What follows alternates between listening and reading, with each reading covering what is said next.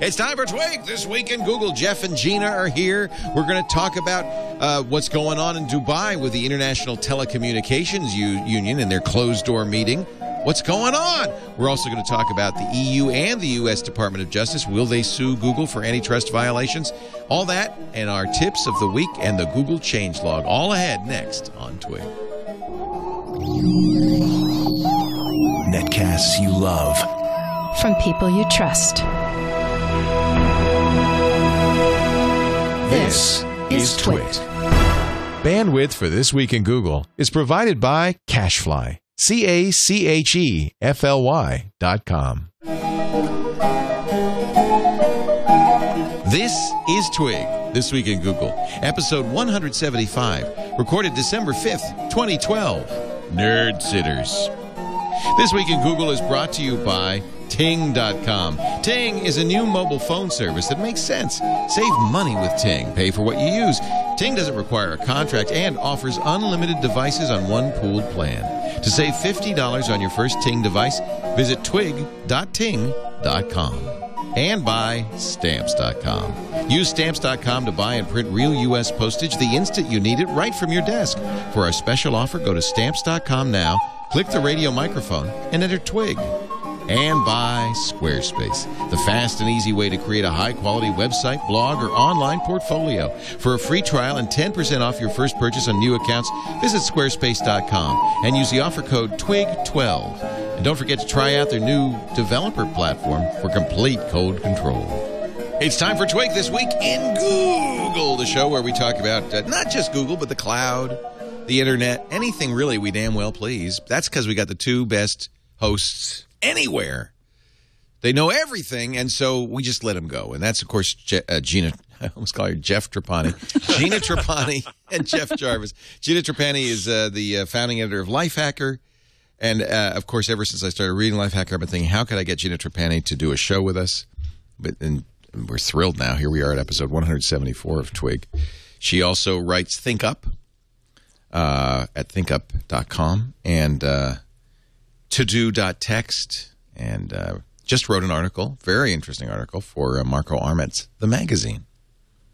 Yeah, iPad mini publishing. It's kind of a life hacker article, how to make a baby. Yeah, I went straight for the life hacker tutorial. Maker. It's the whole maker thing we've been hearing about. Gina has to be on top of it. It's the ultimate of the maker culture. Someone said, your title makes it sound as if the regular way to make a baby doesn't count. Let's just say it's the unconventional way to make a baby. Not everyone knows how, and this is good. This is good. You're sharing important, vital information. Also, Jeff Jarvis, who shares his public parts with us at all times. That's the name of his book, Public Parts. He's professor of journalism at the City University of New York. And also another guy that I just thought, if there were any way I could do a show with this guy, it would be so good. And boy, to have the two of you on a single show is marvelous. Marvelous, darling. Actually, an old friend of yours, Gina, is going to be on Triangulation later today. We got Harper Reed. Oh, Harper's great. That's going to be a good interview. And he's got great hair and glasses and crazy T-shirts. Both of us have played werewolf with him at Food Camp. And the reason I wanted to get him on is because he headed the team that did the software for Obama that worked compared to the software for Romney that didn't work. Both the same thing, right? Yeah, he was a CTO for Obama for America. Yeah. And before that, he was CTO at Threadless. Yes, the T-shirt company. Yeah, exactly. I was in a werewolf game with him and Ben Hove of I Can't Have Cheeseburger. It was like 2 a.m. There was beer. It was. Was I there? Because I remember that. Like being at the Algonquin I think I was there, Gina. You may have been there. I think I was there. It was a memorable werewolf game. I was like, wow. That was wow is right. The screaming, the yelling. Yeah, it was a lot of screaming and yelling. Ben Ha was a little inebriated. It was fabulous. Anyway, he there's a great article about him in the Atlantic.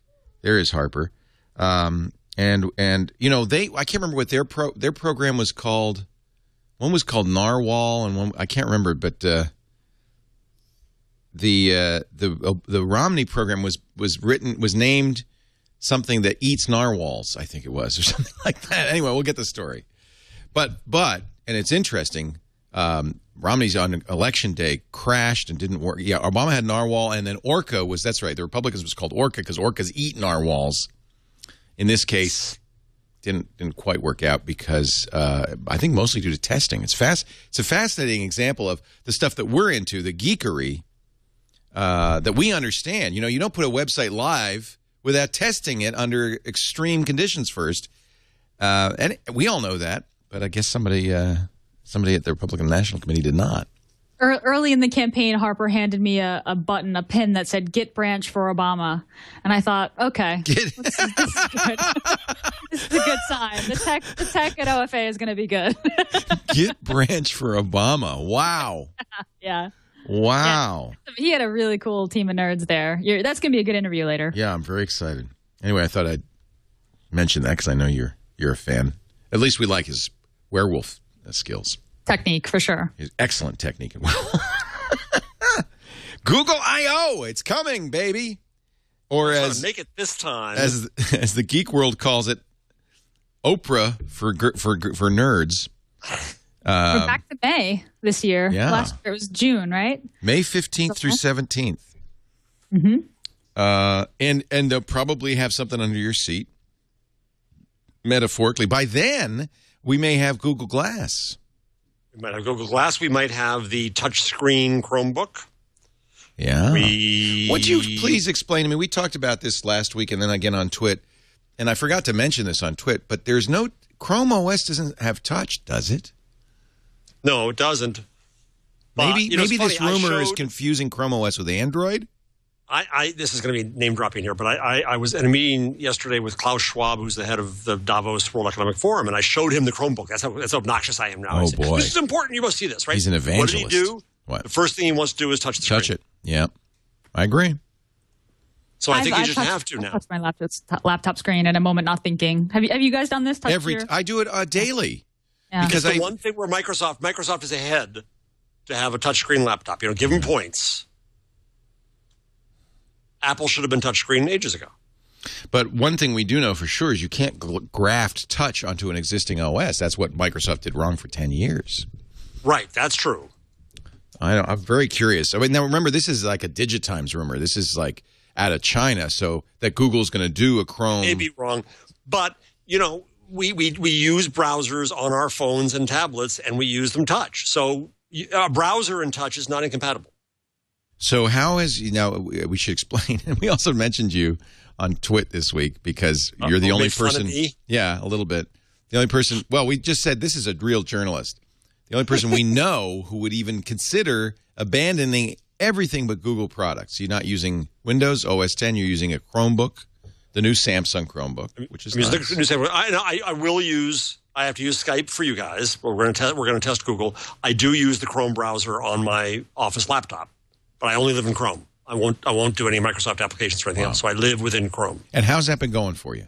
It's been going well. Today was the first time I flew down to Palm Beach, where I am now, see the hotel room. Speaking to LexisNexis. To LexisNexis. That's why I'm in bad hotel lighting, and that's why I'm so pink. You're at a Four Seasons. Don't sunburned, complain. I don't want to hear any complaints. Worse, Ritz. I had the first airplane ride, and it is challenging. You forget that you've got to set up mail and docs for offline use. I plan to be on the plane and use a certain PowerPoint that I was going to present down here. I had it in docs. It didn't show up in the docs. My calendar I couldn't go to. One very irritating thing about the Chromebook, and I don't understand architecturally why this happens, is that it insists on refreshing web pages all the time.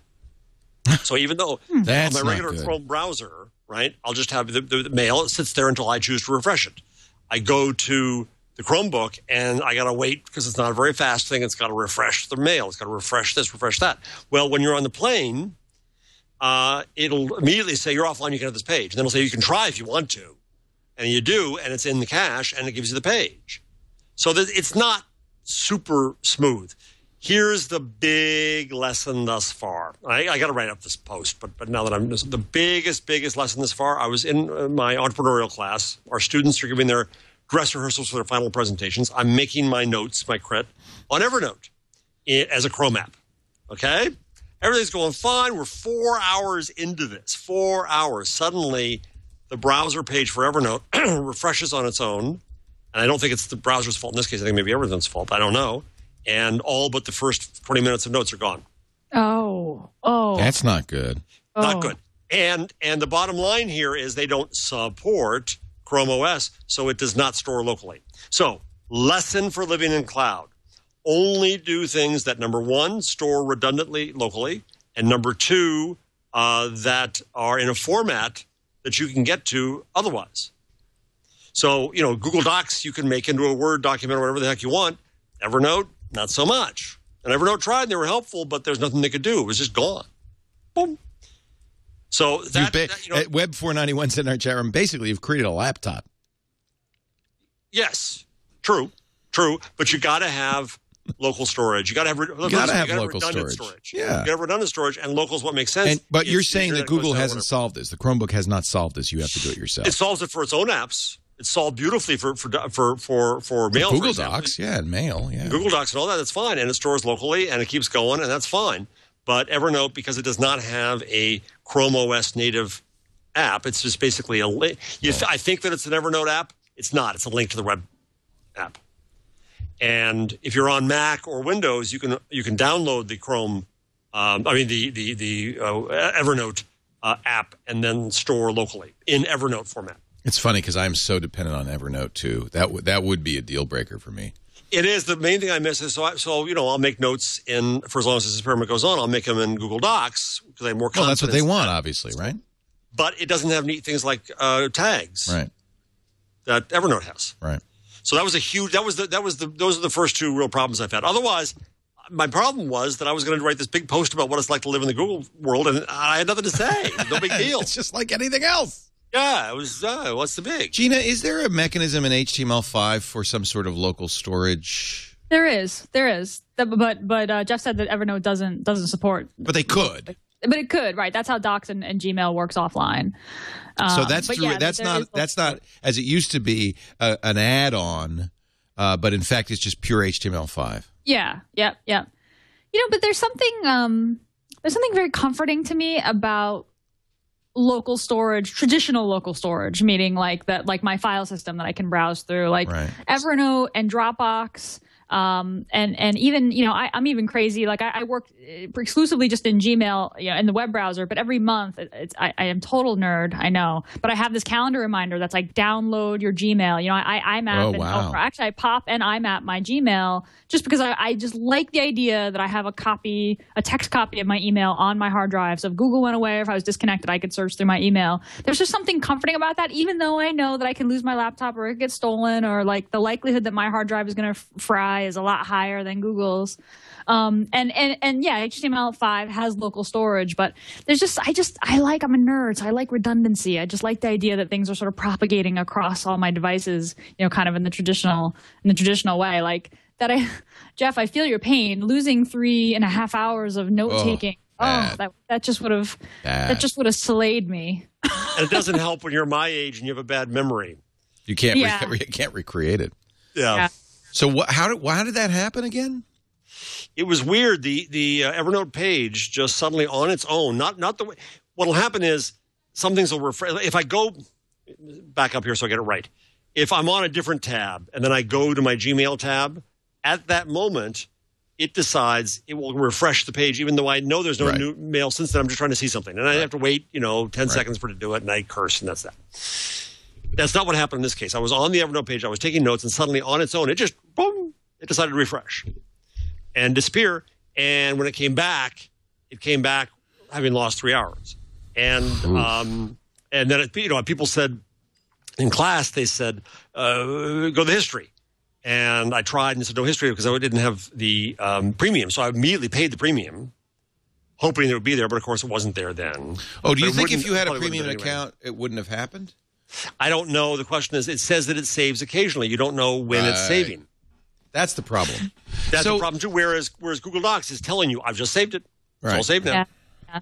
It's an implementation issue, but nevertheless, it underscores the hazard. If you're going to live in the cloud, you cannot live fully in the cloud. You still need a foot on the ground. I mean, I think third-party apps really have to catch up to Google's level. I mean, I would actually feel really comfortable using Google apps in the cloud entirely, right?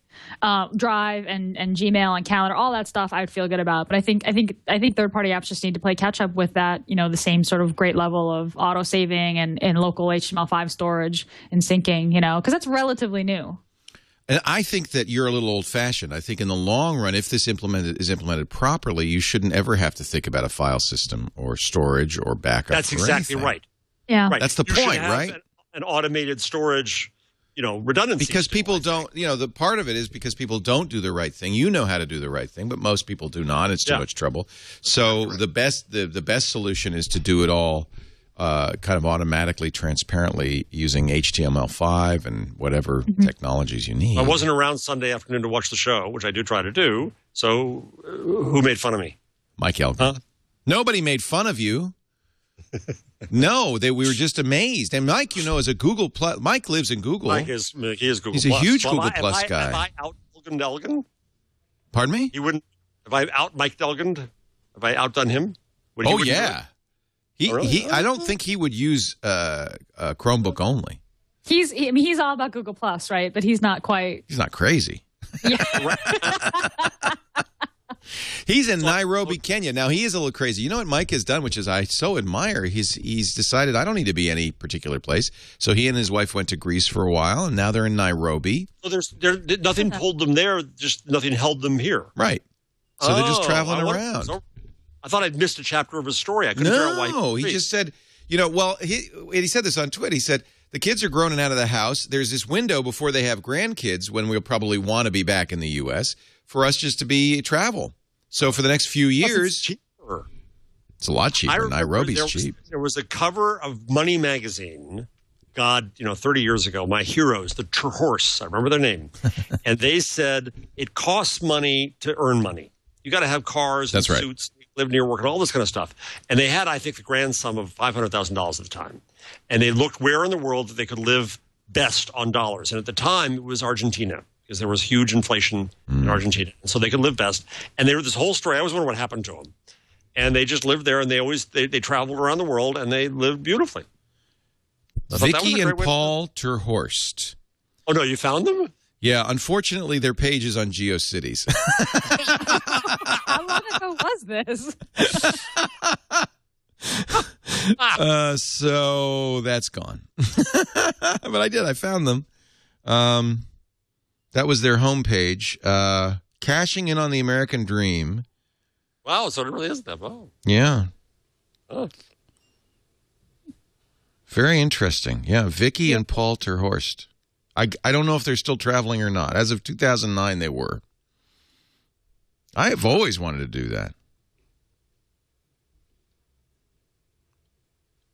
Gina, you're not doing it for 20 years. Yeah, I'm grounded for a little bit. Yeah, as soon as you have kids, you're out of luck. Yeah. Our passport. 23 years ago, they retired at the age of 35. They live, as of 2007, they were in Phuket, Thailand. There they are strolling the beach. Is that okay? Yeah. I don't know. I like living in America. I do too. I like living in California. I mean, you got to be crazy to live in California. We almost have 10% state income tax on top of. I mean, you got to be. It's so expensive to live here, but I can't imagine living anywhere else. So they live on $50 a day. I'm sorry, we got distracted. Meanwhile, Google Ventures. Speaking of such, yes, Cory Booker, mayor of Newark, is this week living on just food stamps because of a Twitter challenge to him. I saw that. Oh, that's right. I love him. Is he not the greatest? He's great. He's great. During Sandy, my wife made me follow him on Twitter, and he was magnificent. Just magnificent. Now, full disclosure, is I'm an advisor to his company, Waywire, but I haven't met him yet. Well, I guess I did years ago. Cory Booker has a company called Waywire? Yes, Waywire, very interesting company that it believes that video is going to be the best way to reach news and literacy with young people. And so they're starting a company. So it's in beta right now. And it's actually hashtag Waywire. Yes, you make wires of videos that you were recommending. And then you can make videos as well and all kinds of things. So they're just starting it up, but it's really very interesting. He actually did this. This is the second company this week I've heard of with where they're a hashtag. The name starts with. This is the new thing, right? Well, yeah, it's Gina, the new thing. you missed the boat because there was a baby named hashtag this last week. That's right. I heard Hashtag that. Etta. Hashtag Etta. That might be. That's a good one. Hashtags are at this point. We were talking about Abby and the fact that she and actually Abby's my daughter and her brother, my son Henry, both use. I made that more complicated than it really is. Gina has to tell us how to have a baby, and then you have to explain families to us. My kids, Abby and Henry, both use Instagram like crazy. Like they just discovered it. Like they're posting all the time. And when Abby posts, she just posted hashtags. She does very few. It's even like the comments. Like she showed the Christmas tree and said, "Nice job, Mom." But she didn't do "Nice job, Mom." She did hashtag "Nice job, Mom." Is that the new thing? Is that what the kids are doing? It seems like it. I'm so get off my lawn about that. Sorry, Abby. I've seen people do this on Twitter, and I'm just like, just use hashtags the correct way. But just type. I still want a file system, so I'm clearly like old and gray. Okay, get ready for this weird synchrony. Paul and Vicky Terhorst, their nephew, is one of our chat moderators. No. Yes. Can we bowl, please? CW. Small world. That is weird, man. Small world indeed. Well, nephew, tell them that they're my hero. Rich kids on Instagram. This is something Abby told me about, too. There's like a whole meme of rich kids. Oh, I was at the pool. I was... Yeah, like here's me draped across this amazing car. Yeah. Like, oh, let me go get my Porsche. Oh, we're out on this yacht. But my favorite, have you seen the College Humor video mocking Instagram? No, I haven't seen it yet. I've I heard it's haven't great. seen that one. All right, I'll take a break when we come back. It's a parody of a Nickelback song, and it is quite humorous. So we'll be playing that in a second. But first, let me talk about the no BS mobile phone service, Ting. The folks at Two Cows, I love the Two Cows. They say we're going to look for markets that are ripe for fixing. They fixed the domain registration market with Hover, and now they say, there's really everybody hates their cell carrier, right? Everybody hates their cell carrier. So why don't we do a better job? And if you want to find out what they're doing, go to twig.ting, ting.com.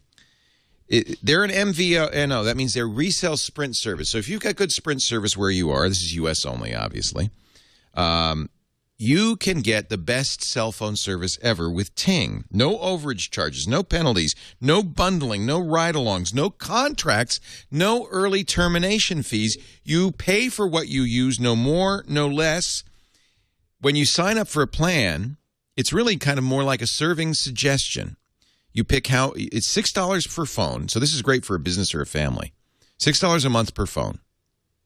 10 phones, $60 a month. That's your base. Then you pick how many minutes you want shared with those phones, how many text messages you want, how many gigabytes of data you want shared. It's always shared. But this is just like, I think I'm going to use this. I'm going to pay for this. Because if you use less, they rebate it. They give you the money back. If you use more, they just charge you what they would have charged for the next plan up. There's never a penalty.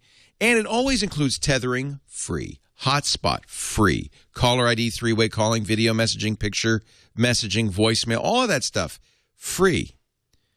If I got, I said, let's do a family of four phones. I want 2,000 minutes. That's a lot. I want to do, let's do 1,000 text messages. Well, all right, it's Abby and Henry. 4,000 text messages and 3 gigabytes of data. All of that, $130 a month for the whole family. Compare that to your phone plan and then visit Ting. I want you to go to twig.ting.com. You'll save $50 on your first device. They have all the big name phones. It is really a great service.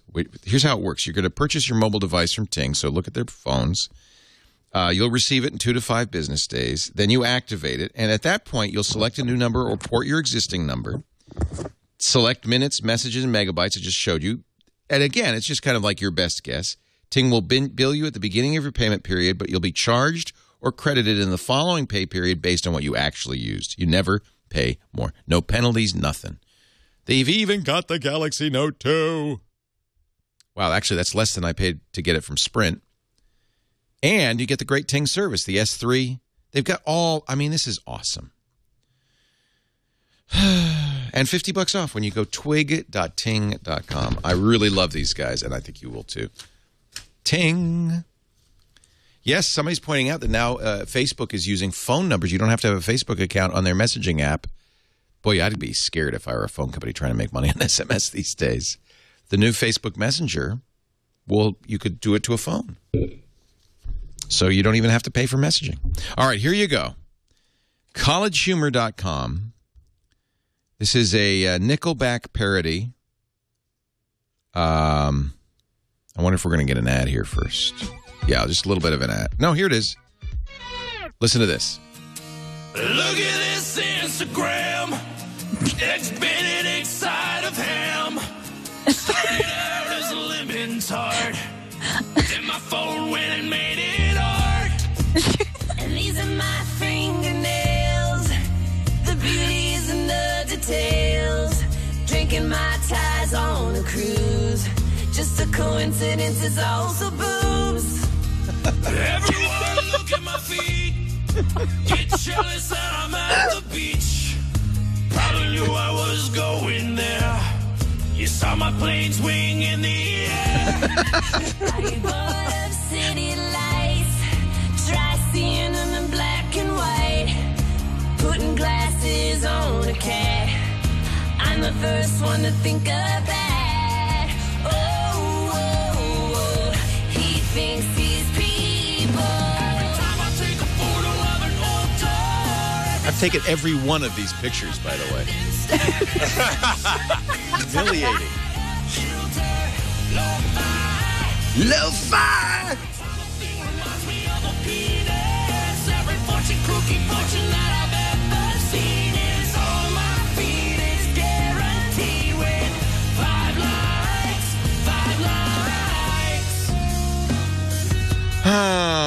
It's kind of a depressing song because literally, I swear to God, I've taken every one of those pictures except for the fingernails, and my daughter does that.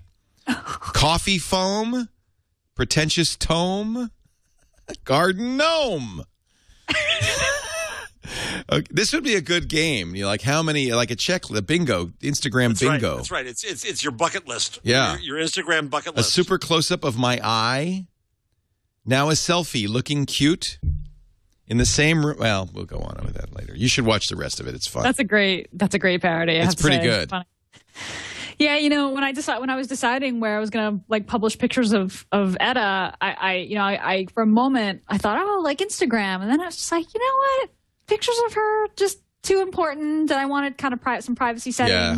You know, I don't want to cut them off at a weird aspect ratio and do some weird. I just use, you know. So you put them on Facebook.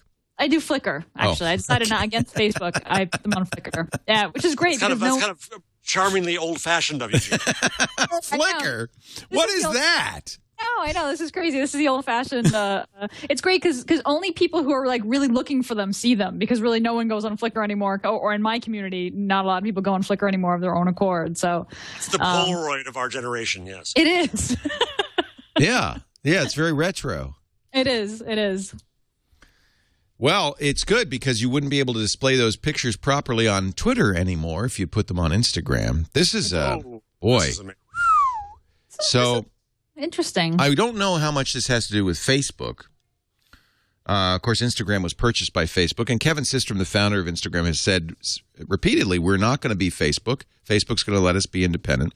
But today they disabled the ability for Twitter to display Instagram photos on the website. They basically turned off Twitter card integration. So remember now, to recap, if you're just joining us, Twitter has decided that they want everybody to go to the Twitter webpage, and they want all the content on the page. And so they have this Twitter card API so that somebody like Instagram will actually have the photo in the tweet on the Twitter webpage. But Instagram has decided, no, we're going to turn that off. We're going to make you click the link and go to our site. Which makes sense because, of course, that's where their revenue is, right? But well, except I've talked on the show about Repost.us, about the new. I mean, you would think these companies would be more sophisticated than media companies at realizing they have to make themselves embeddable, and that's the model you've got to flow with here. And instead, they're going to an old media model and saying, no, you have to come to our site, and we're going to show you stupid ads, and we're going to piss you off as a user. Where do they think they are? Wall Street Journal? Apparently, Kevin Systrom, he's talking today at Le Web in Paris, confirmed the company has removed the ability to send pictures to Twitter. Is that true? They removed it from the app and plans to completely cut off embedding pictures on the Twitter website. That is a dangerous thing to do. It really is. It is. And do you think that was his response at all, or was this an order from on high? We've decided, quote, we've decided that right now what makes sense is to direct our users to the Instagram website, end quote. So you can't even just tweet the I understood it that you could tweet the link, but it just wouldn't show up the card. I don't know. They actually removed the whole thing. That's what I'm getting from this quote, which doesn't seem quite right. I knew that the Twittergram, the Twitter cards weren't working, but I haven't gotten an update for Instagram that doesn't have Twitter in it. Is that what he's implying? It sounds like that's what he's implying. I think all you'll get in Twitter is a link to the photo on Instagram, right? That's it. Right. So you just get the that link, I understand. But in the Instagram app is the option to tweet that photo removed. I don't think even that out. Jesus. That would be a mistake. Seems crazy. That's not going to happen. That can't happen. I mean, I think this is crazy. There's some for developers who feel worried or slighted by the limitations that Twitter's been putting on its own API. There's a little bit of schadenfreude here. Like, oh, well, Twitter really wants people to integrate their content into Twitter, right? They want people to set up those Twitter cards. And now here's Instagram saying, nope, not going to do it. We're going to give Twitter users a worse experience. That's a really good point. As of right now, Twitter is in there. Still, but I didn't get an update to the app yet, so that must be a misunderstanding. I'm reading this from the New York Times. Nick Bilton's writing, so Nick knows wherever he speaks, and this is the quote. He says, "Speaking at Le Web, Kevin Systrom who's Instagram CEO and founder, confirmed the company has removed the ability to send pictures to Twitter. Maybe that means that they're not going to support Twitter sucking those pictures." And plans to completely cut off embedding pictures on the Twitter website. I mean, the other thing, before we got on the air, we have in our lovely chat, which people should come by for because they're very nice chats. We have a little pre-show tea we do together. Yeah. Anyway, as you were saying then, or we were talking about then, the problem here is that this isn't, somebody on Twitter said to me, well, it's like a media model. This isn't surprising. Everybody wants to go to their own pages. Yeah, except that, again, it's not their content. Right. It's our content. Yeah, so it is very different. And when you pull these control maneuvers, just look at, if Instagram's the new Twitter, it could soon be the new MySpace. I wonder how much of this is in response to Twitter adding filters. Twitter's adding filters to their app. I just noticed that. I just used the Twitter picture upload, and I saw the filters. I was like, "Oh, this looks new. This looks familiar." Yeah, filters are what made Instagram, right? Mm-hmm. So who's the good guy and the bad guy in all this? There are neither one of them. But who gets screwed? I know who gets screwed. Us. Yep. So let me see these filters. All right, I'm going to save that. Maybe I don't have filters yet because there's the picture. Maybe they haven't upgraded. Are you an Android or iOS? Maybe it's only an iOS right now. Yeah, Which phone are you using, Leo? This is the Galaxy Note 2. The Note. Yeah. Are you gonna try the 4? No, I like the Note. I'm real happy with the Note. I like a phablet, giant phablet. Now, does it have Samsung stuff on it? Yeah, a little bit. I had the unlocked international, but I wanted LTE, so I just got the Sprint one because Sprint's rolling out LTE in Petaluma before any I use, guys. So for some reason, I just traded in for the Sprint one, but it's otherwise the same. Yeah, and there's not a lot of Sprint stuff on it, and there's not a lot of Samsung stuff on it. There has to be some because it's got to support the S Pen. Yes. So the Note, which I wish I had. Yeah, I like this. I love this phone. I really do love this My phone. problem right now is this is the first time I've done this in life. I had some stuff decent stuff from conferences and things that I didn't use that I sold on eBay. And I made that into my gadget slush fund. Now you got some money to spend.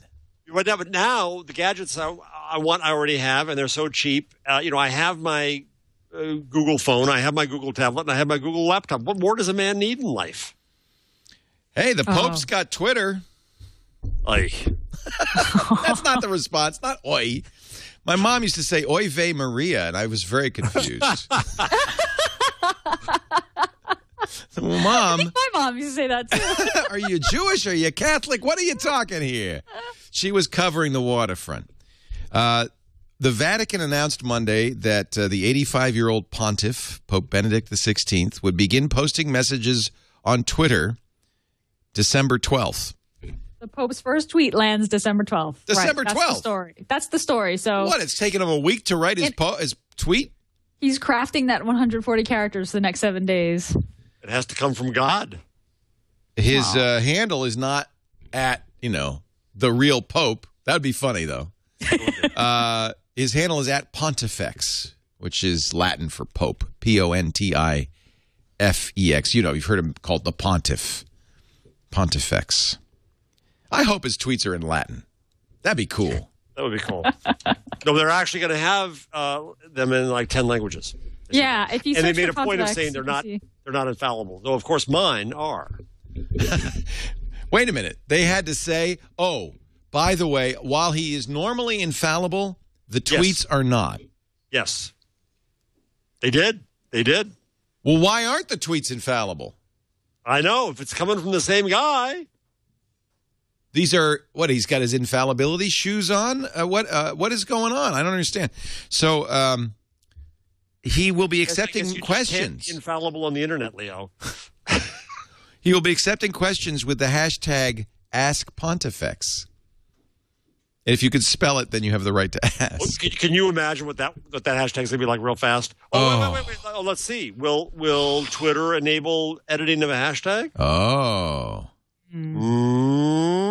Let's look up right now. What's under that hashtag? When they asked the Vatican, why at Pontifex, they said all the other names have been taken. How do you spell Pontifex? Well, you got to know. If you don't know, you don't get to ask the Pope. P-O-N-T, Pont, I-F-E-X. This Ask Pontifex hashtag is... It's the Illuminati real. I think Father Robert Ballister's helping him. Is it true that if I push down on your hat, mayonnaise pours from your mouth? Should we search? I'll clean this up. No, you're not going to. Even I won't read that one. No, never mind. Well, I hope the Pope has some cardinal who's going to read this stuff, because I don't want him to see it. He's an older man. His eyes could be burning. I think the verb verarscht in German is something bad. Here's one. A question about the faith. Do you think George Michael could have done a better song if he'd brought Timberland as the producer? Who would win? You got to have faith. Who would win a fight between Jesus Christ and Wolverine? No, really? What is the one thing that Meatloaf won't do for love? He would do anything for love. He would do anything for love. That's the right answer. That is the right answer. Is the Illuminati real? Now, that's a good question. I doubt he'll answer it. Is there a war on feminism? You know what? Oh, jeez. I won't read that one either. Yeah, you saw what It's the topic of discussion earlier with Gina. I just saw the one you won't read, and I think I'm not going to read the same one. I was trying to clean it up, but I thought no. So far, there is only one question for the Pope that is in any way serious that I've seen. Is it possible to merge the Novus Ordo calendar of saints and scripture readings into the Tridentine Mass calendar in my lifetime? Some cardinal put that in. Yeah, his Twitter handle is Speramos, which means we hope in Latin. So it's obviously a cardinal. Wow, this is really asking for trouble. Yeah, poor priests who have to go through these. Rage hashtag from Newsweek. What are the top 2 or 3 rules in the Bible that you would disregard because they aren't relevant today? You're asking the wrong guy. Wow. Okay. And then compare and contrast. President Obama is using Twitter to answer questions about the fiscal cliff. What's the hashtag for that? You ready? My 2K, right? My 2K. My $2,000, which I'm going to get screwed out of if I'm middle class and we go over the cliff. That's the So he tweeted today, I'll answer some Qs on that at 2ET. See, he's with it. He speaks the lingo of the streets. Yep. B.O. is how he signs everything. That poor guy. It must have been rough in high school. Those unfortunate initials, yeah. Well, somebody said they also think that, I think it was Comedy Central, so they always think it's the dog rating. Yeah, that's right. So let's see. He started, I guess, 2 p.m. Eastern time. Let's just search for some hashtag My2K. I bet he's getting even stupider questions than the Pope. No, actually, he's not. Now, this is interesting. He's getting actually some good stuff. These are legitimate questions. Huh. Oh, and they did a behind-the-scenes videos of him actually tweeting. Well, we have that, too, of the Pope not tweeting, but looking at an iPad from several years ago. Yeah. That's the best they could do. Wow.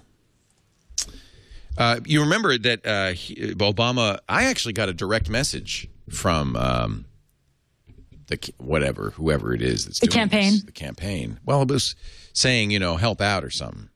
I read this, didn't I? Use your Twitter clout to help Obama out.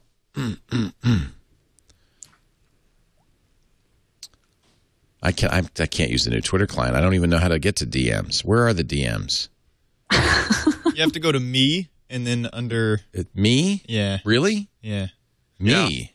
Yeah, I know. And then what? There's an envelope underneath. You barely see it to the right. Oh, that completely meaningless icon with a blue dot with an envelope. That's the direct messages? Yeah. Yes. Jeez Louise. And I don't read them because there may be... Yeah, use your Twitter influence to help turn out the vote. But he didn't ask me anything to help him with the fiscal cliff, so... So was that from Tech from Obama, or was that from Barack Obama? Barack Obama. Yeah. But that's the campaign, right? Yeah. But what is it now? The campaign's over. Yeah, that's true. Campaign never ends, Leo. No, you can't. It's over. You can't run again. I know. I know that, but it's over. Jeez. He's the president. We got remedial twig this week. I'm sorry. Okay. Enough Twitter. We're going to move on. According to the San Francisco Chronicle, Google is gunning for Amazon. And you know who's gunning for Google? Could be the feds. We're waiting to hear antitrust action against Google. It's possible. Leibovitz, our head of the FTC, has been meeting with EU people and trying to figure it out. The word is, I think we might have mentioned this last week very briefly, the word is that the FTC kind of can't figure out how to make a case. They're huddling. That won't stop the EU, but, They're huddling. And Eric Schmidt is basically saying, I wish they'd make up their mind and do something. Yeah. I know what he wishes they would do. Oh, yeah. Go to Stamps.com so they don't have to go to the post office. That's what he wishes. To file those huge documents against them. Good segue. If you're mailing a lot of depositions, court documents, printed emails, you don't want to go to the post office with those all those banker boxes. That's just trouble because there's lots of people there with their Christmas card list. And the lines are long, the parking's tough. This is why you use Stamps.com. I bet you Google's lawyers use Stamps.com because with Stamps.com you can print your own legal U.S. postage right from your computer and printer. You never have to go to the post office. You get the USB scale, so you always know. And by the exact postage. And by the way, you can print right on the envelopes for letters, and that's great. It'll take the address book information or QuickBooks. If you're an Amazon or eBay or Etsy or PayPal seller or that kind of thing, it takes it right from the web page. So it prints it right on the envelope or the packing label. If you get discounts for priority mail and express mail you can't even get at the post office. And if you're sending with one of these certified mail systems, it will send an email to your recipient saying that it's on its way. Here's the tracking information. This is efficient. This is mail for pros. If you're a email professional or a mail professional, snail mail professional, if you do a lot of this and you want to do it better, Stamps.com. Now, when you go to Stamps.com, you're probably going to be tempted right from the beginning because on the front page it says $80 no-risk trial. But don't. I could do better if you click the radio microphone. It's in the upper right-hand corner there where it says Welcome. Get started and enter in the offer code TWIG, TWIG, $110 bonus value, $55 in postage coupons to use over the first few months of your Stamps account. You get the digital scales free. You just pay shipping and handling. It's $5. They make now. By the way, it's not that digital scale. They got a nice new one. They got a brushed aluminum digital scale. You also get a $5 supply kit and a 4-week trial.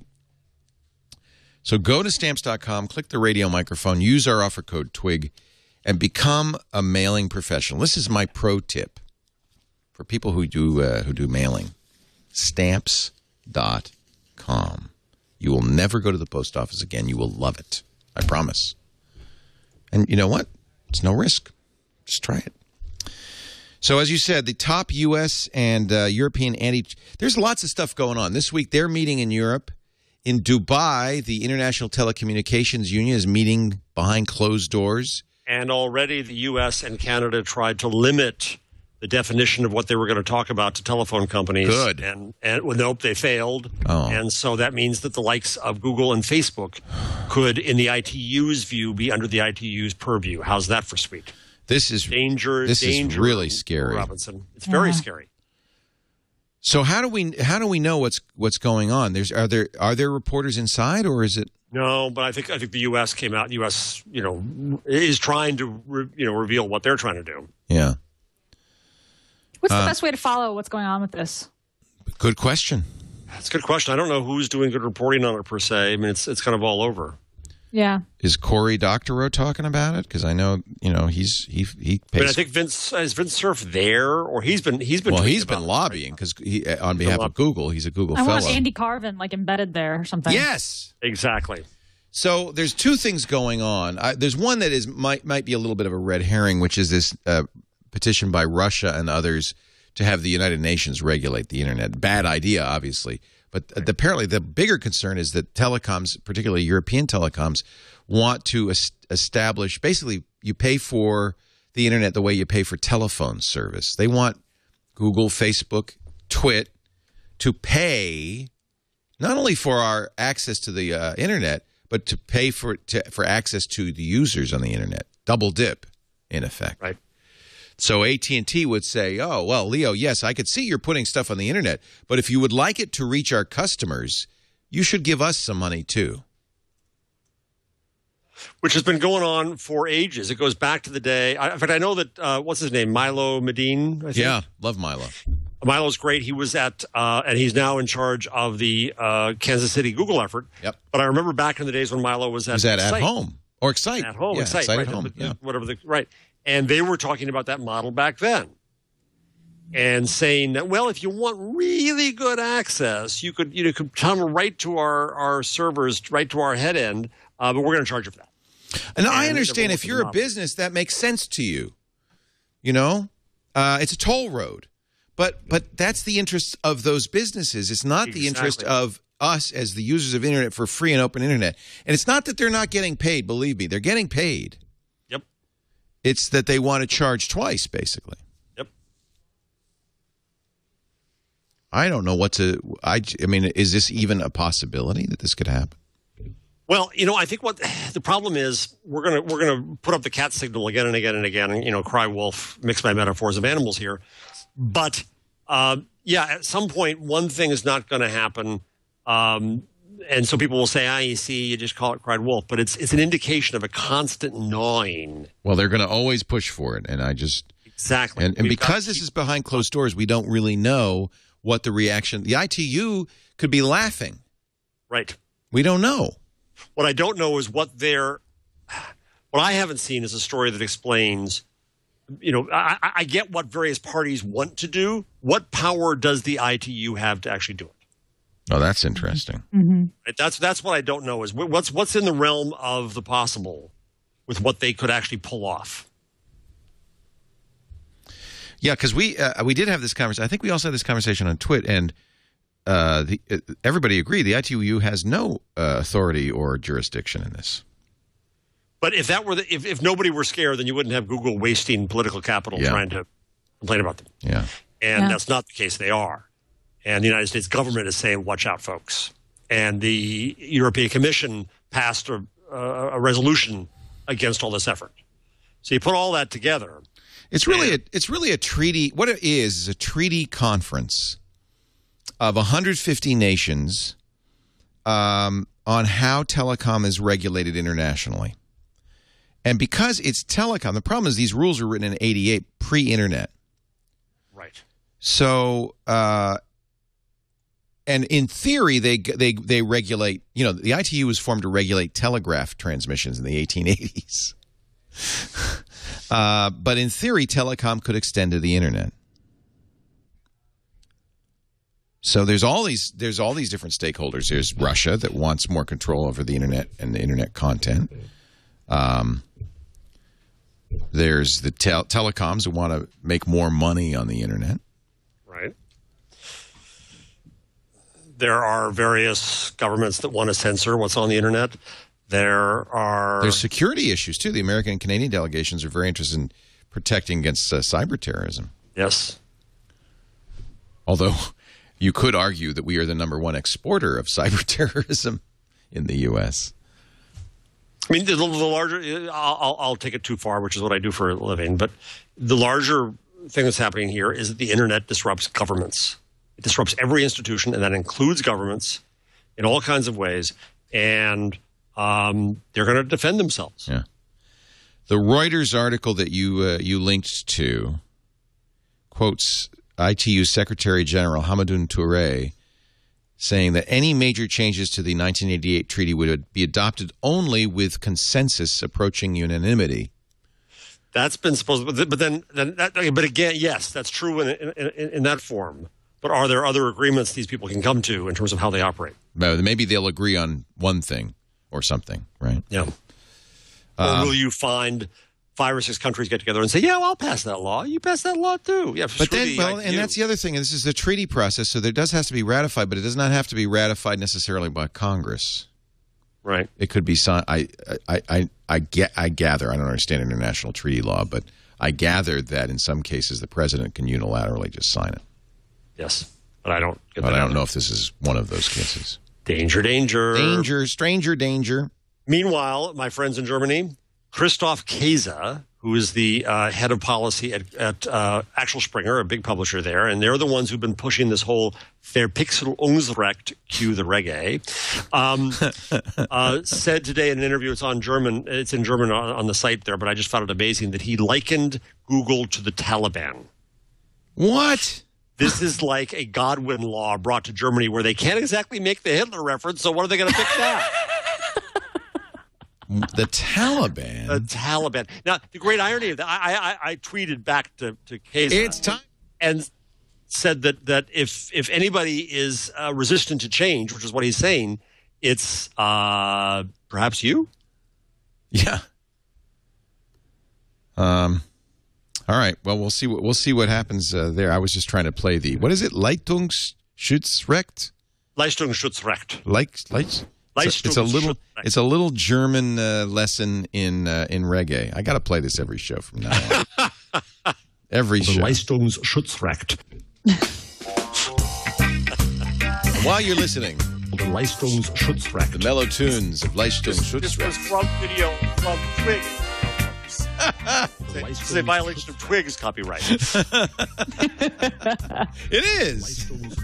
I'm going to pull this video off YouTube right now. Let's take a break and talk more with Jeff Gina on This Week in Google. I think we should just always have reggae music for all our ads. Yeah. Leistungsschutzrecht. The Leistungsschutzrecht. I wish we had a sponsor named Leistungsschutzrecht. We don't, though. We do have one called Squarespace. If you are ready for a new website, if you have decided the time has come to put your flag, to place your flag in the sand of the internet and say, I am here, I exist, then Squarespace is everything you need. It's the hosting, it's the software, it's the incredible uptime, the amazing price. Squarespace is fantastic. We love it. And by the way, it's modern in the sense that, for instance, and this is, we spent, I don't know how many, actually I do know, I'm erasing it from my mind how much we spent on our TWiT website. And then after we had it all done, they came to us and said, oh, and you want a mobile site? That'll be $7,000. So we said, well, yeah, you have to have a mobile site. Well, little did we know, you don't anymore. This is something called mobile responsive design. Your website should look the same. It should work on all platforms, right? You shouldn't have a separate site for people coming from mobile. That's so 1990s.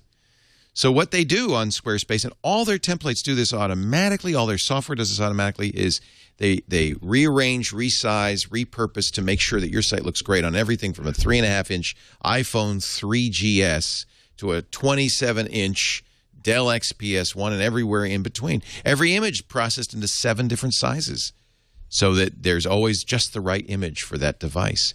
The templates you use, and by the way, you completely control how they look, which means they reflect well on you. This is important for artists, photographers, anybody who wants to, let's say, do a portfolio online or show off their style online.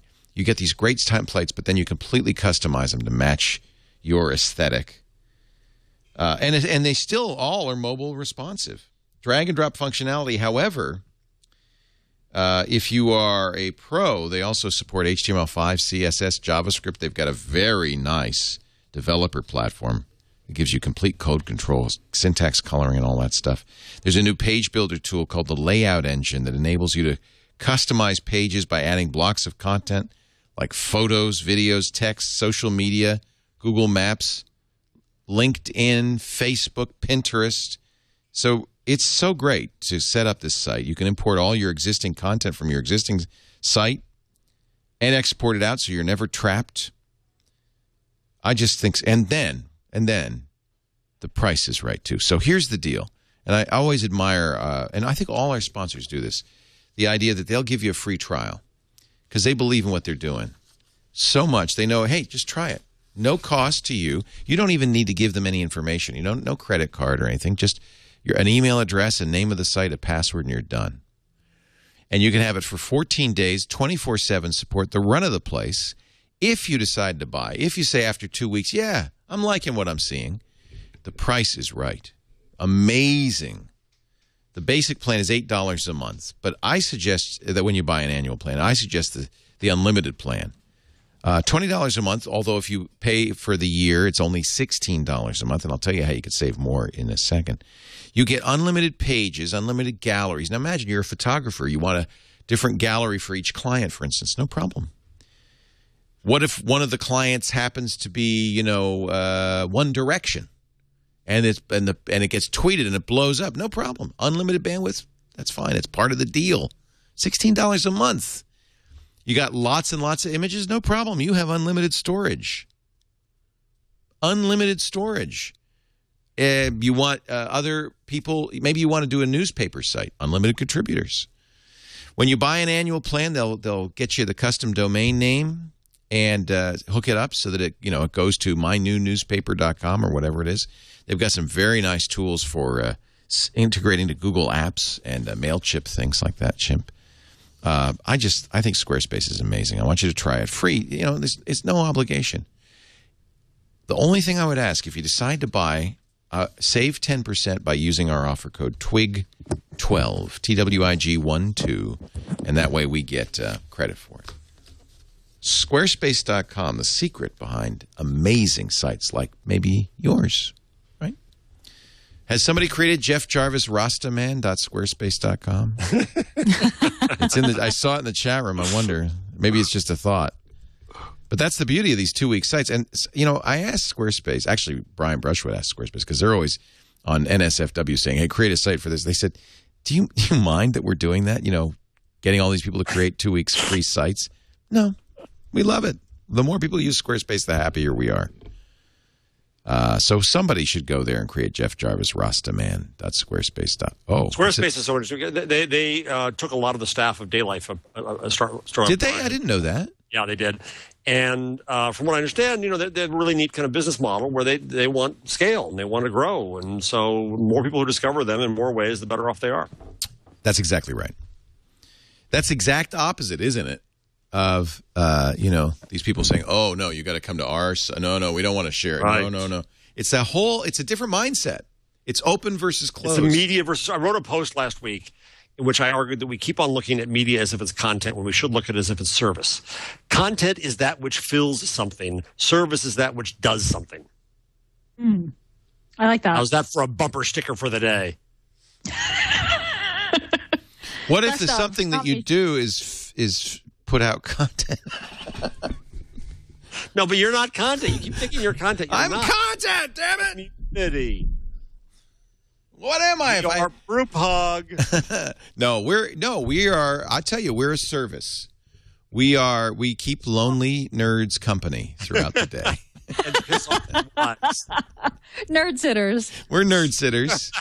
If you're worried about leaving your nerd at home alone, don't worry. Just put them in front of the computer or the TV and have TWiT.tv on, and they'll feel right at home. They'll never even miss you. You'll come back. They'll look up, said, "Did you leave?" Oh. And they'll go back. We're the nerd sitters. I like it. Yeah, I think you are the Barney for nerds. So apparently the House took a vote, just in case you were wondering. The U.S. House has now voted 397-0 to keep the internet out of UN hands. There's a nonpartisan item we can all agree on. 397-0. It was a Senate resolution introduced by Claire McCaskill and Marco Rubio. Well, good. I'm glad we know. The House doesn't like it. Don't they have something more important going on right now? Seem to remember. No, they have the fiction of the physical cliff. That's just a soap Oh, it's a fiction? Oh, Yeah, of good. course. Okay. Whew. made up. I feel better now.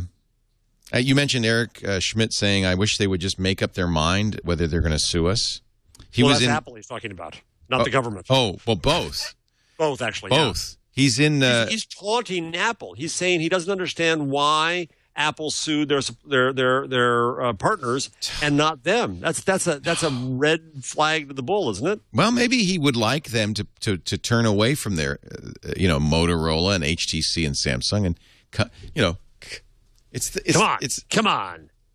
It's that, right? Where they Yeah. What is that? He's doing the crane, and he's going. I shouldn't have eaten that whole salami right before the show. That was a mistake. How big is an antitrust lawsuit right now? Asked the Wall Street Journal of Mr. Eric Schmidt Happens. I don't know, says Eric. We've been in quite continuous communications with both the Europeans and the Federal Trade Commission. It's time for them to sort of move to one resolution or another. It's not like they don't have a million documents and so forth. I remain optimistic. He, of course, at an All Things D conference said that Google, Apple, Amazon, and Facebook were the gang of four companies that matter most in technology. They asked, do you still see it that way? He says, yes. He says, Eric says, we've never in our industry seen four network platforms of that scale. We've seen IBM, we've seen Microsoft, but now we have four, and the resultant competition is a huge change in the industry. Which is all the reason why you shouldn't be going after antitrust, because we have all these new platforms. But you were saying. What I loved was his assessment of the Google-Apple rivalry. And I think is really right on and kind of a little bit of a lesson to the tech press. He says the press would like to write the sort of teenage model of competition, which is, I have a gun, you have a gun, who shoots first? I know that's how teenagers do it, but the adult way to run a business, and this actually sounds like exactly what's going on, is to run it more like a country. Yeah. They have disputes, yet they've actually been able to have huge trade with each other. They're not sending bombs at each other. He says, I think both Tim Cook and Larry Page have an understanding of this model of business as, states. And when they and their teams meet, they just have a long list of things to talk about. They negotiate. They work it out. It's not a war. So I think that actually makes a lot of sense. It does make a lot of sense. I think that's a good way to explain it. I think that was also negotiation in and of itself. What? Saying that? That's him making a statement of negotiation. Because maybe Apple is acting like a teenager, but he's wanting them to act like an adult. Yeah. Yeah, he's opening the door and giving the credit before perhaps it's due, and they can live up to that. I like this also. They asked what's the end game of all this patent litigation. He says, you know what? It's going to go on. Google's going to do fine. Apple's going to do fine. Let me tell you who the loser is here. There's a young Andy Rubin, the guy who started Android, trying to form a new version of, let's say, Danger, which is Rubin's company that he started before Android. How is he or she going to be able to get the patent coverage necessary to offer version 1 of their product? So the real consequence of this is a complete loss of innovation because no one's going to be able to invent anything. Right, Google so it's and not Apple about are going to big do companies fine. that have to spend money. It's about young companies that won't be able to build something interesting. Yeah. We've been saying that all along. He's absolutely right. Yep. So do you think, what's your betting now? Eric's denying, but you always deny. Rumors are out again for him and Treasury Secretary. I don't know. Who knows? If I were him, I wouldn't take it, but I could see him doing. He spends a lot of time in Washington. I think he's a little enamored of the Beltway. Enamored of and disgusted with at the same time, I think. Yeah. So the question is, does he have the hubris to think that he could actually improve it? Well, probably. You don't become CEO of Google unless you have some hubris stuck away in your hip flask. Yeah. He says they asked him. I'm glad they did. Well, you're going to do a wireless network? Because, of course, we talked about this, the rumor of Google and Dish maybe joining together to do a wireless network. Schmidt said, I'm sure we'll discuss this, but at the moment we're busy working on wireline in Kansas City, the gigabit Ethernet. He says the current spectrum shortage is real, but it's an artifact of a licensing and regulatory error. New technology allows there to be lots of spectrum, far more than you could use. But the regulators are preventing that, I guess. So he doesn't deny that Dish and Google might do something, but he says we're more focused on wireline right now. Oh, I hope. I know everybody hopes, but I think it's the hope that's speaking, not the actual... I know. It's the same with Kansas facts. City. I want Google services. Because I am Google man. Yes, we now know. You I have a live G on your chest. in the Google world. Google man. So, Google man, what do you think of the daily dying? Well, so I wrote about that for The Guardian. I think that it was the result of a few things. One was, yes, a paywall. I did the numbers as best I could when it launched, and I figured that they would need 1 million subs to break even on their operating costs. They supposedly spent $30 million developing it. I don't understand how. Oh, man. They had a $500,000 a week run rate at the beginning. So on that basis, I did some calculations of churn and the percentage to Apple and all that. So I said, they need to sell 1 million. Murdoch at the time said they were going to sell millions. They sold 100,000. Not even close. Not even close. So that's number one problem. Number two problem was that it was daily. How stupid is that? News doesn't have to be daily anymore. It's ridiculous. It's all the time. You're Is. not saying it should be weekly. You're saying it's 24/7. It's constant. And then the third problem is that though it expanded past the iPad to iPhones and to Android, but only if you were on Verizon, it was this ridiculous thing I see happening in media business. That we have to have a mobile strategy. No, you don't. You have to have a relationship strategy with people, and you serve them well wherever they are, whatever they're doing. And if you change that a bit because they're using a different device, fine. But this idea that we're going to do something different for the iPad is insane. And I hope it's a lesson that publishers have learned. So Murdoch treated the paywall as religious zealotry, and there's no God. Yeah. John Gruber also said it was just crappily implemented. It took too long to download. It was slow. It was decent looking, but the problem was that the content was a commodity. It was news. There's plenty of news. Right. Nothing special about it. And perhaps it was insufficiently targeted. It was too generic. Yeah. That's how we differentiate, by targeting, by serving a specific niche. If you're serving the USA Today niche, that's not much of a niche. And Larry Kramer, who is the publisher of USA Today and quite experienced, he started Market Watch and all kinds of big stuff. Larry said last week that he was butchering grammar, but we'll give it to him here because he made a good point. He said that he could not charge for USA Today Online because it's not unique enough. Uh-huh. And exactly. That's candor. That's true. Boy, that's pretty insightful of Larry. That's Larry. Larry's a smart guy. Yeah. Jason Kottke did a post on his site, Trend Alert, about small internet publications like The Magazine, and The All just released Weekend Companion, which is basically like the other thing in my newsstand. I'm subscribed to The Magazine. I'm subscribed to Weekend Companion, which is like, a few bucks a month or so. And I mean, it's interesting. I mean, I think it is working for some people. You have these kind of these targeted sites. How's Marco doing with The Magazine? Apparently really well. I mean, he just hired an executive editor. He raised writers' rates, and he's doing more stories per issue. So I think that the revenue, greatly exceeded his expectations. Because it has many of the flaws the Daily did. It's a walled garden. It's iPad only. It's a newsstand app. Yep. Yeah. Yep. On the other hand, it's not heavy. It downloads quickly. Downloads very quickly, and there's no expensive images. There's not a lot of flash. It's just it's just basically text and links. But it's done really well. But Marco has a pretty big audience of people who love to read long form, stripped down content. Right, he created Instapaper. Yeah, right. So he had that, and the All. The all.com, like, I don't have time to read it during the week, honestly, but I know there's some great writing going on there, so I subscribe to their iPad app, which is Weekend Companion. And it's like, this is worth it to me. I get to see kind of the best articles from this website that I may have missed during the week. But how many of those would you subscribe to? I guess I don't know. You subscribe to many magazines, probably. Yeah, I mean, as many magazines as I'd subscribe to if it were 20 years ago. So what is the All? AWL. Besides a thing that punches hole in leather. Yeah, it's a website started by Corey Sika, formerly of Gawker. It's kind of it's the sister site to the Wirecutter, which I'm sure you've heard of. There's a few. There's the Hairpin, the Wirecutter, the All. You get them. These are all tools for making stuff. Right, exactly.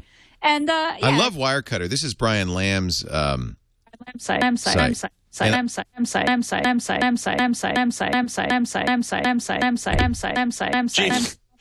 jealous. She wants reggae. If somebody would just put that to a reggae beat, what the hell's going on?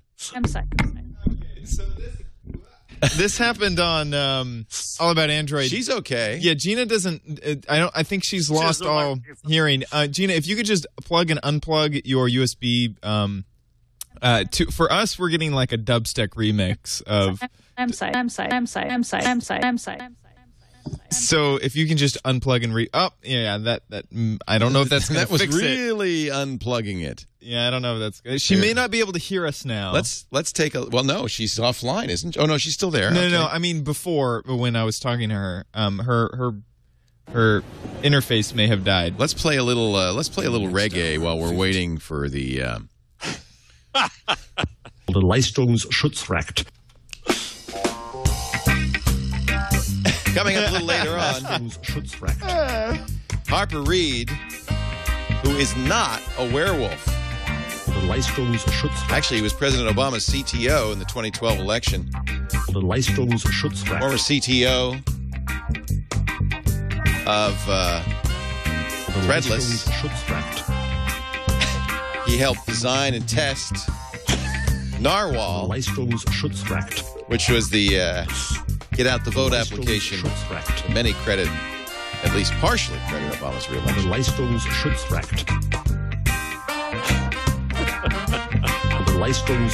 God, where's a bong when I need one?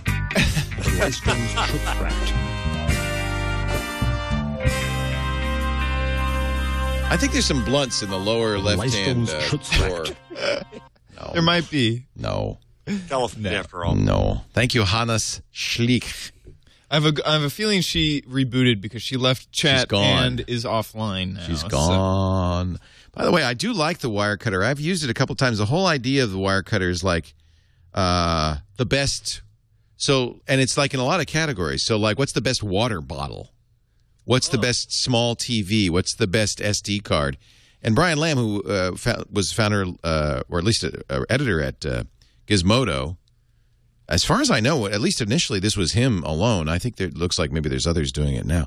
But it's a great idea because I think people just want to say, what's the best? I don't need all the reviews. There's different approaches to this.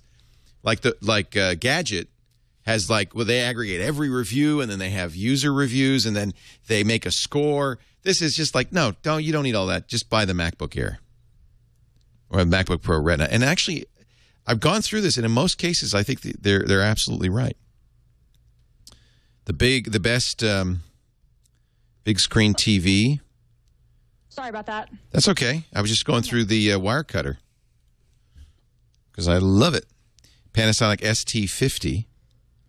I actually have a VT50, and I rave about it. I think actually the GT50 is the best. No, the ST50 is the flagship. So everybody agrees this is the best big screen TV. So it's stuff like that. I think it's just great. Just, what's the best iPhone 5 case? What's the best Wi-Fi hotspot? What's the best sports camera? So that's the wire cutter. And then the hairpin, what is that for? Is that for... I think it's a women's site. Oh, I don't want that. I'm afraid that'll rub off. Cooties, Cooties. And then Split Sider. Is that comedy? Oh, that's a new one on me. Split Sider. Yeah, it must be comedy. Yeah, it's comedy. And the billfold. The billfold, is that about money? Money? Yeah, cool. This is like a network, a blog network. Yep. This is Blog Network. But with some real interesting style. Yeah, everything. Corey Sika is a guy with a lot of style. I like it. His attitude, he's smart. And there's no gossip.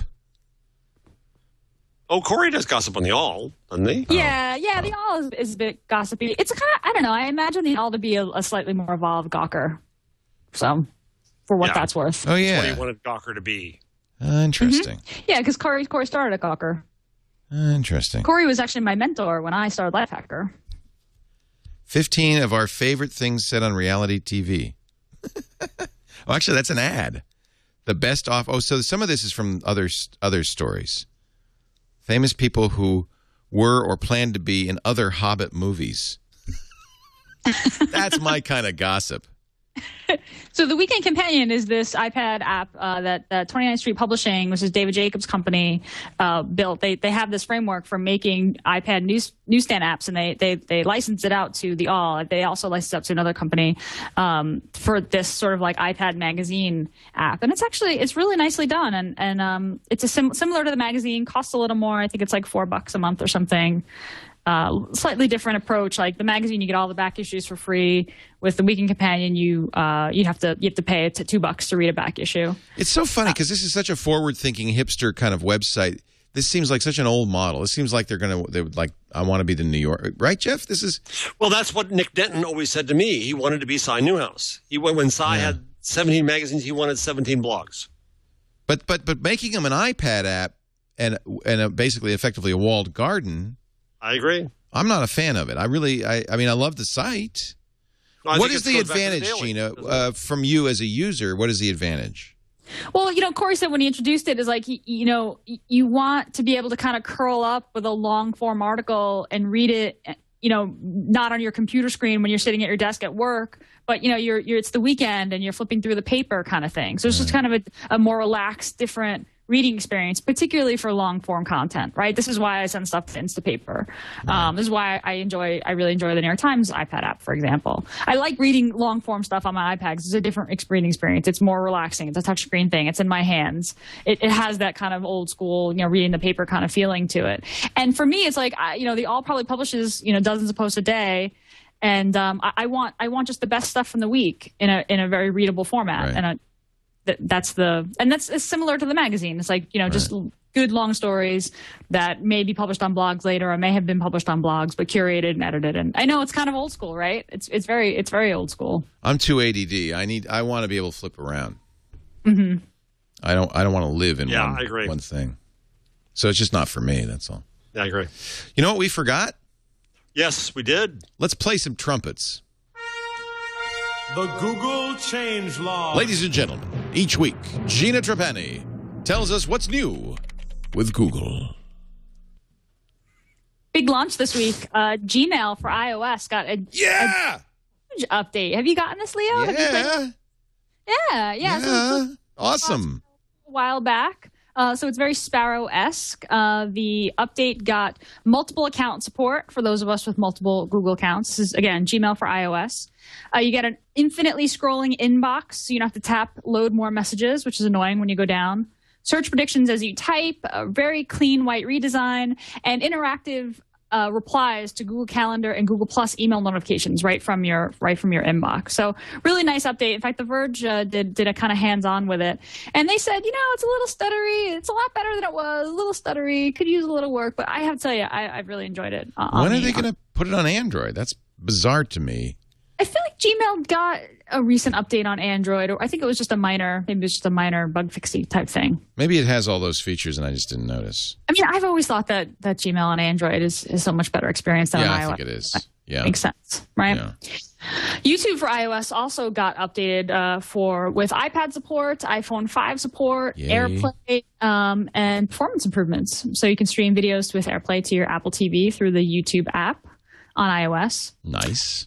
Google Now for Android got an update, brings boarding passes and song IDs. So when you're traveling this holiday season, this is actually straight from the Google Android blog. Before you leave your house, Google Now will tell you what the weather will be like at your destination. This is when you've got a flight planned, just in time to make sure you remember to pack those mittens. At the airport, your boarding pass will automatically get pulled up, helping you breeze through the gate. And this is launching shortly for United Airlines only, with more airlines to come. And once you've flown and arrived at your destination, Google Now will help you uncover great activities, showing you events happening around you. This is all similar to what it does now, suggesting websites for you to explore as you research things to do. And Google Voice Search now just got What's This Song, right? So you guys have seen on Android, there's that widget now, the What's This Song widget. So if you're listening to a song, you can just tap it and it'll identify the song. Oh. You can access that in Google Voice Search. It's like Shazam. Shazam, exactly. So if I do a voice search and I just play a song into it, it should know the song? Yeah, exactly. It'll tell you what the song is. Try the Leistung Schutzrecht song on that. Should I? Go ahead, play the... Do you have that? No. All right. No. Wouldn't it be funny if it found it? So I don't need the widget anymore. I don't need Shazam anymore. I don't need... Voice Search, yeah. What's this song?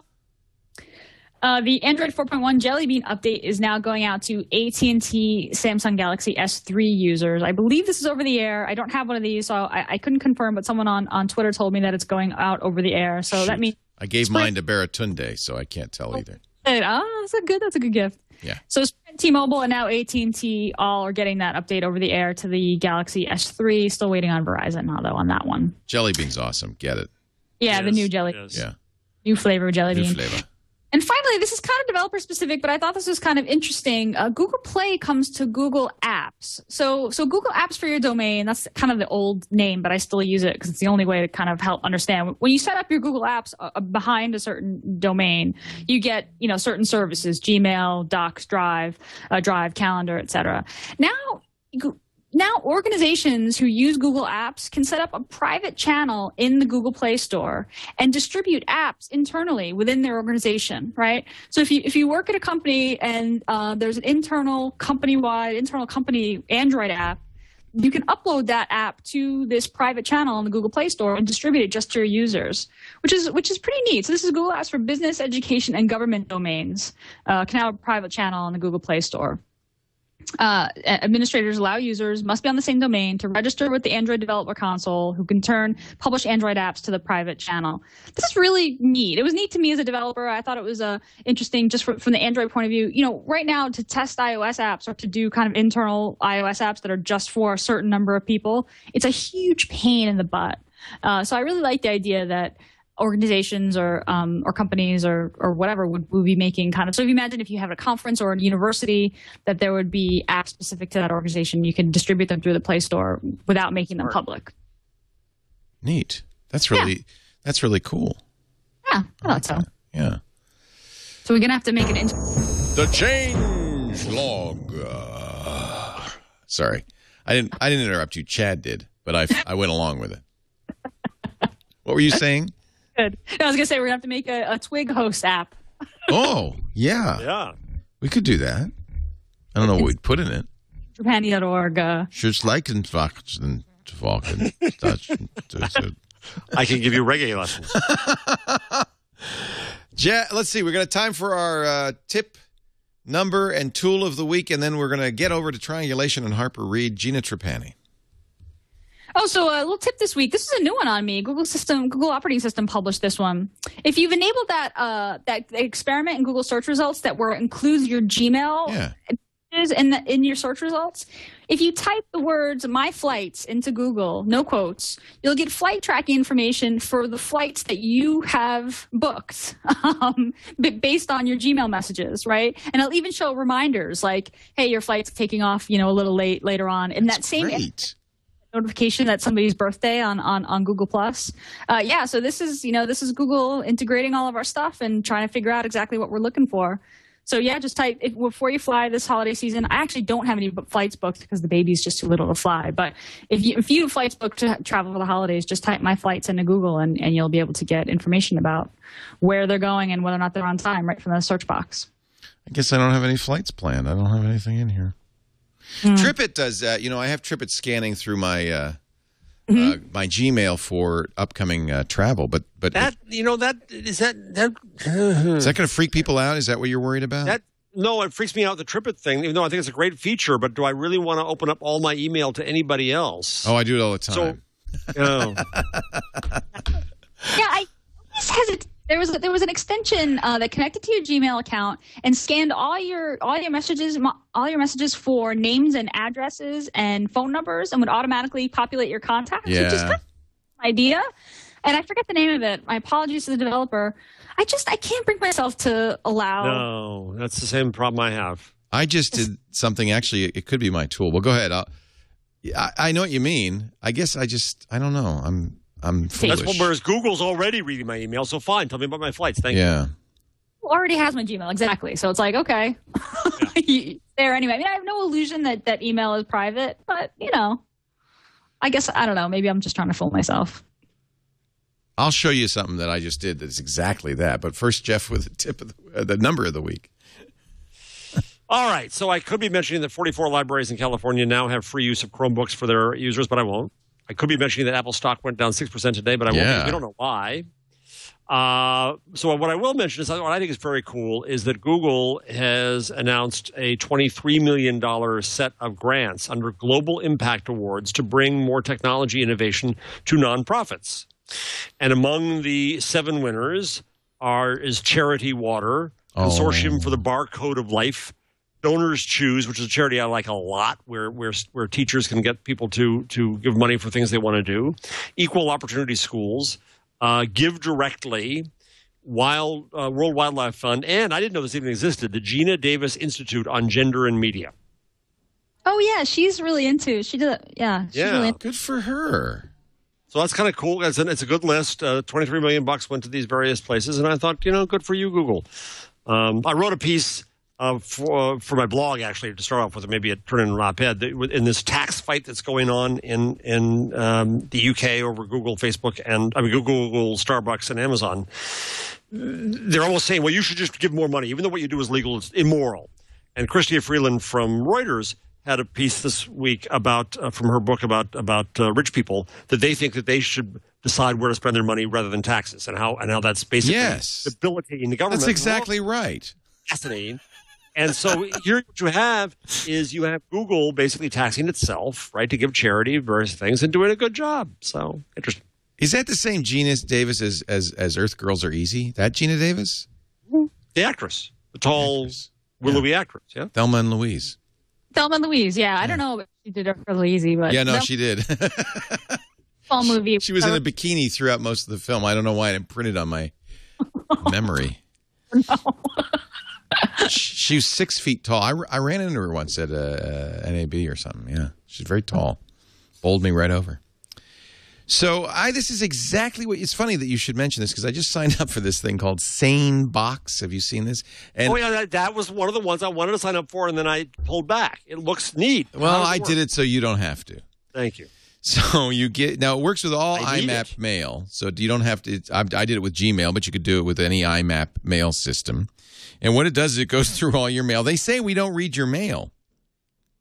But they still have access to it. Yeah, so, I mean, I don't know exactly. Yeah, you're giving it access with OAuth. So are they just doing are they saying they're doing a better job than Priority Inbox? Yeah, I guess. So let me go to my Gmail, and I'll show you what it did here. This is always a thrill when I go to my Gmail. It created 2 new folders, Sane Archive and Sane Later. And I'm not sure why. But like stuff that's old stuff. Oh, the later is good because this is, and it seems to have worked. All the newslettery things that I don't really want to have in my main mail, it moves them over. So it's kind of like a rule. Sane Archive is older stuff, as you can see. So the idea is it cleans up your inbox and the stuff that's in here. I would like that. I'll say. Yeah, but you have to give it access to your. Gina, would you do it? Yeah, same. See, and I go to you. You know, what would Steve do it? No, of course Steve wouldn't do it, but Steve's still using Windows XP. Steve's probably using Pine. I don't think Steve's a good example. Steve's using Steve Pine. Gibson, we're talking about, our security guy. Our algorithms determine the importance of each email, move unimportant messages out of the inbox into a separate folder, and summarize them for you. So you get an email summary. The summary is, boy, you got a lot of crap today. Yeah, well, I have my email's out of control, so anything. It moves attachments to the cloud. You connect it to your social networks to get smarter about who you want to hear from or not. There's a black hole unsubscribe. Love that. Once you drag something into your black hole folder, you'll never hear from that sender again. It goes straight to the trash. This is simple. I have a direct message for Google. Buy this. Well, probably what their plan is, right? Yeah. Follow-up reminders. Notify you when an email you sent was not replied to by a certain time so you can follow up on it. Defer an email until you're ready. So there are other Sane boxes. There's Sane tomorrow, Sane next week. So you can just drag a thing over there and it'll let you know. It's $5 a month, but you've got it free for some period of time. I'm using the free version. Monitors your spam folder for good mail and moves it back in. It's an intriguing idea, but you're right. I mean, you have to have some trust. I almost did it, and then I went. I did it because I don't have any. Tempting, very tempting. Tempting. Yeah. Well, I'll let you know. It takes a while. I didn't have any results for a day or two, and then all of a sudden, as you see, it was starting to do some stuff. So there you go. It's a good tool. It's a tool. What is it? Yeah. Tool. Ask me in a couple of weeks how I like it. We will. All right. Jeff Jarvis, City University of New York, thank you for being here. We appreciate it. I know you had a speech and you're in Florida, but it worked great, and we're really pleased. I'm fuzzy and pink, but happy to be here. Yes, and you look great, as fuzzy and pink as you are. Gina Trapani is the creator of a great to-do app called todo.text. You must find out more about it. It's available on Android, and it's an iPhone too. Yep, iPhone too. Yep. You're just going to love it. And, of course, think up and read her in the magazine. Marco Arment's The Magazine, edition 2. Yep, issue 2. We do this Great show today. A lot of fun. Yeah, a lot of fun. Always fun. It was fun. Just chatting today. It was very chatty. Yeah. It wasn't, heavy news show. We're just chatting. I like that. Just getting together. A couple of friends getting together, hanging out over the Cracker Barrel, having a pickle. You want to play checkers? We do this show at 1 p.m. Pacific, 4 p.m. Eastern Time, 2100 UTC on TWiT.tv. Watch live, but if you can't, and when I mean watch live, like before and after, too, because stuff happens. That's when we have fun stuff. That's when we have all kinds of amazing sex regulations and gossip and free coupons for millions of dollars, all kinds of things to listen to. Sometimes. Coupons not included. Yeah, but if you can't, we do make on-demand audio and video available after the fact. So please join us anytime your schedule allows. And we'll see you next Wednesday on TWiT.